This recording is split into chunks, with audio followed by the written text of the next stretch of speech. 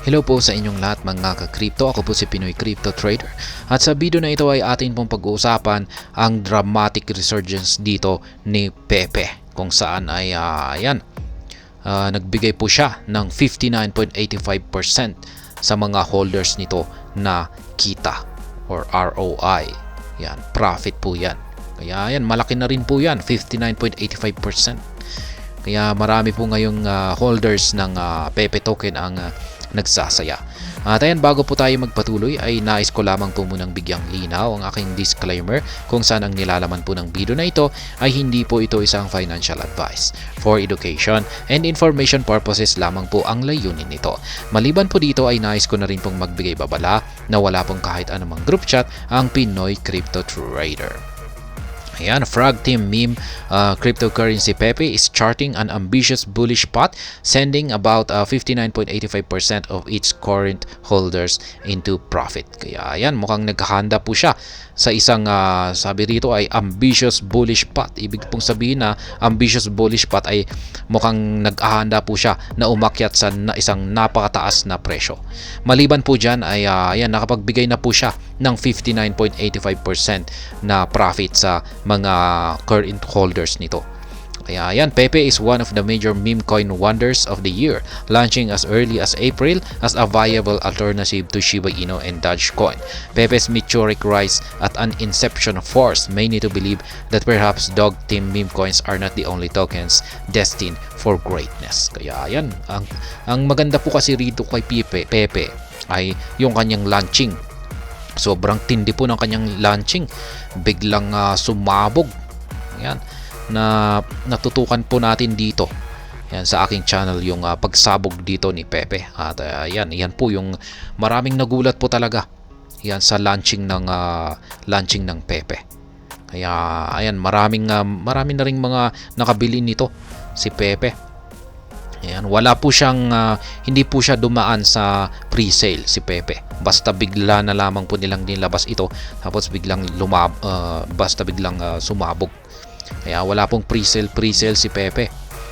Kaya ayan, yan po yung nangyari, nagkaroon siya ng meteoric rise.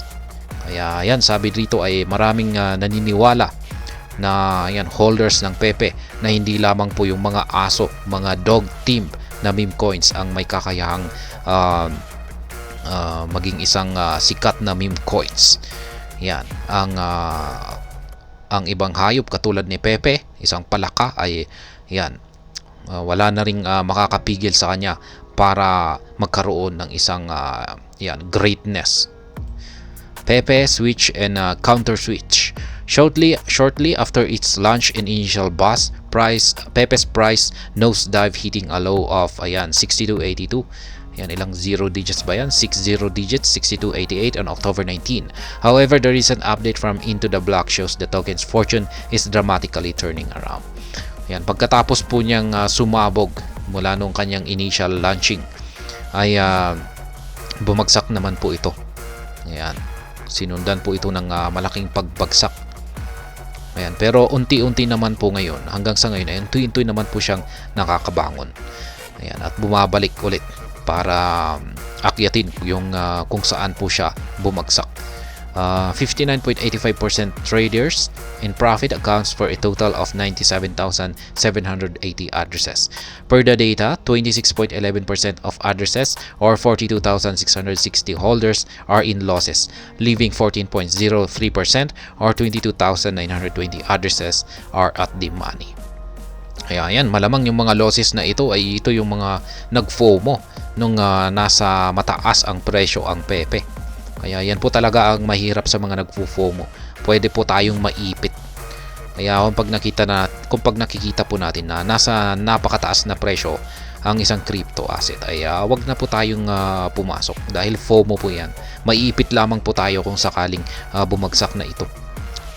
Ayan, the distribution of this profitability is important as it can convince new entrants into Pepe of the long-term prospects of betting on the meme coin. Ayan, ito po yung in, out of the money.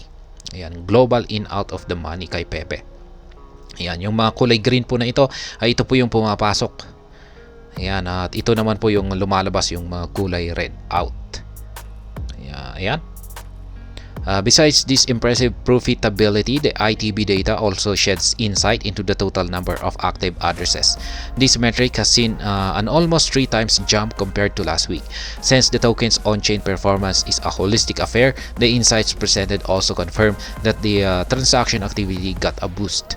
A minimum of 10 large Pepe transactions and maximum of more than 160 are notably recorded. Overall, Pepe transactions topped 5,600, showcasing how much the meme coin is coming of age.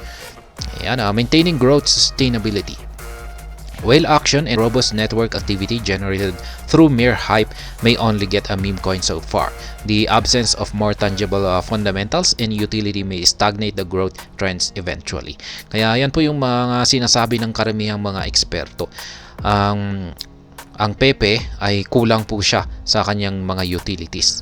Ayan, kaya yung kanyang fundamentals ay yan, lack of utilities, at mukhang sa long term, yan, kung hindi po makakagawa yung mga team developers ng magandang utility dito kay Pepe, ay ito ang mag-i-stagnate or parang pipigil sa paglago nito. Yan, mukhang magiging mabagal na yung kanyang paglago kung ganito yung mangyayari. Kaya nakasalalay po yung parang hinaharap na paglago ni Pepe sa mga developers ng Pepe ngayon. And learning from its peers, Shiba Inu is building a robust and scalable decentralized smart contract network through Shibarium to help drive user engagement and functionalities in the long term.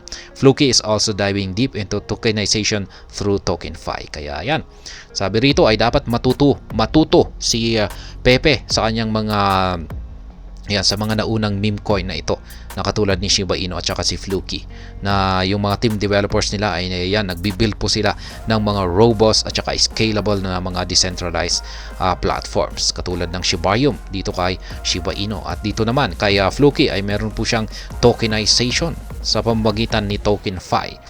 Kaya yan po dapat ang gayahin ni Pepe. Unless Pepe is willing to dramatically switch its focus, there is no telling how far the current internal and external hype can get it in the fast-evolving Web3 ecosystem.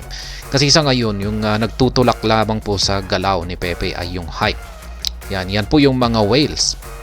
Kumbaga, sila po yung parang talagang nagbibigay ng buhay dito kay Pepe, yung mga whales na yan. Kaya paano na kung biglang yung mga whales na ito ay meron silang nakita na ibang mga meme coin at dyan po sila nagsilipatan, ay ayan na po. Mukhang dito na magkakaroon ng stagnation ang Pepe token.